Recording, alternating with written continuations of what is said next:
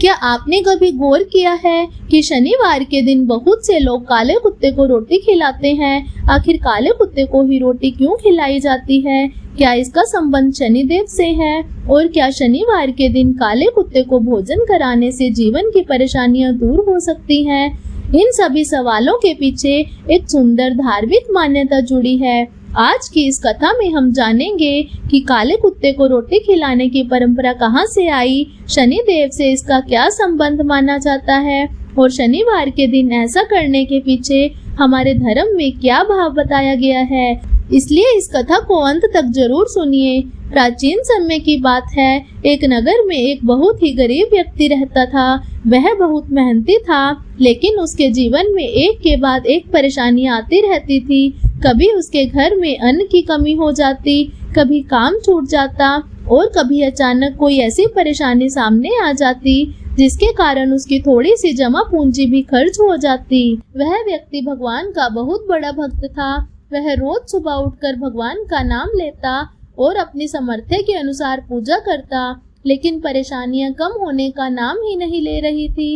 एक दिन वह बहुत दुखी होकर एक साधु के पास पहुंचा और बोला, महाराज, मैं किसी का बुरा नहीं करता, मेहनत करता हूँ और भगवान का नाम भी लेता हूँ, फिर भी मेरे जीवन में इतनी कठिनाइयाँ क्यों आती हैं? साधु ने उसकी बात को ध्यान से सुना और कहा, हे वत्स, जीवन में आने वाली प्रत्येक कठिनाई को केवल दुर्भाग्य मत समझो। कभी कभी कठिन समय हमें धैर्य, सेवा और अपने कर्मों को सुधारने का अवसर देता है। तुम शनिवार के दिन शनिदेव का स्मरण करो और अपनी सामर्थ्य के अनुसार किसी जरूरतमंद जीव को भोजन कराओ।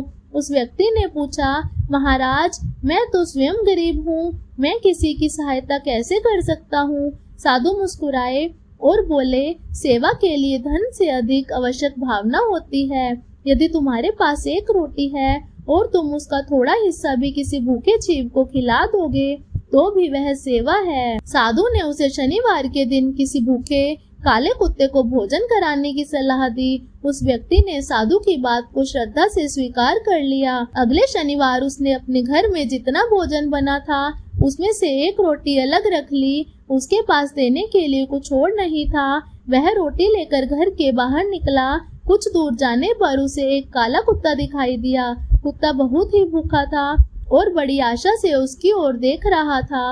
उस व्यक्ति ने प्रेम से वह रोटी कुत्ते को खिला दी। कुत्ते ने रोटी खाई और कुछ देर तक उसके पास बैठा रहा।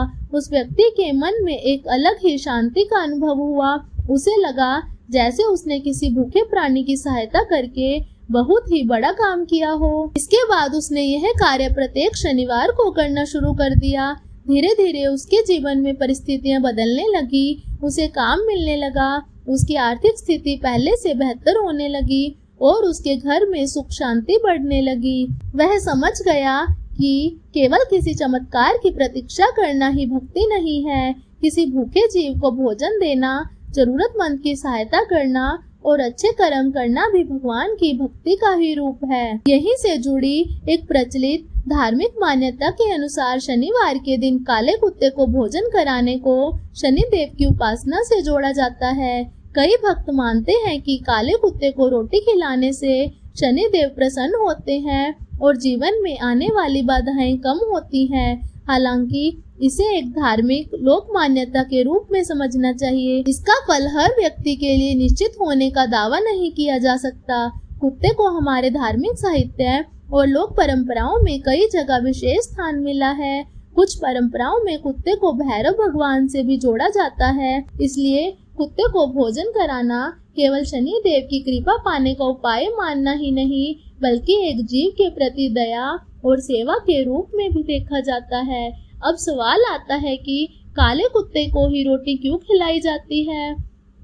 लोक मान्यता में काला रंग शनि देव से संबंधित माना जाता है।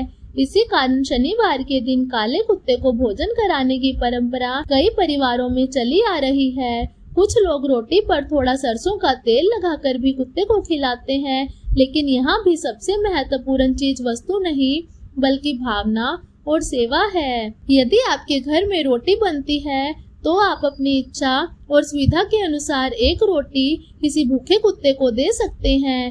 यदि काला कुत्ता न मिले तो किसी भी भूखे जीव को भोजन कराना अपने आप में पुण्य और दया का कार्य है। किसी जानवर को जबरदस्ती भोजन न दे और ऐसा भोजन दे जो उसके लिए सुरक्षित हो। आज की कथा हमें यही सिखाती है कि शनिवार को काले कुत्ते को रोटी खिलाने की परंपरा केवल किसी फल की इच्छा से नहीं बल्कि दया, सेवा और अच्छे कर्मों की भावना से जुड़ी हुई है। अगर आपको ये कथा अच्छी लगी हो तो वीडियो को लाइक करें, अपने परिवार और मित्रों के साथ शेयर करें और चैनल को सब्सक्राइब करना न भूलें।